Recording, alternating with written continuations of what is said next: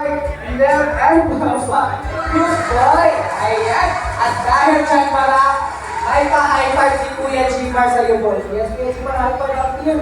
Ayan! At hindi lang yan si Barak ay napakalambing din. Yes po, napaka-sweet po ni Barak, guys. Okay na, Barak? Kiss daw kay Kuya Jimar sa cheek daw, sa pisngi daw, Barak. Kuya Jimar. Mukhang nabitin pa yata si Kuya Jimar, guys. Isa pa ba? Isa pa? Ayan. Isa pa daw Kuya Jimar. Ayan. Ito Barak. Ayan. Kiss daw kay Kuya Jimar daw.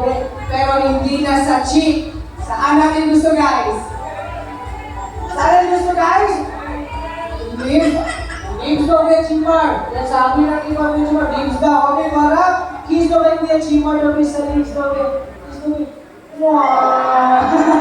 Sana all! At hindi lang yan, si Barak dito ay isang eco-warrior din. Now, who here segregate their trash? Sino dito nagsasegregate ng basura? Nabubulok sa hindi nabubulok, taas kamay. Si ate, si ma'am, si ate. Hala, si ma'am lang yung mga nagsasegregate ng basura. Abot na charter na, hindi ka nagsasegregate?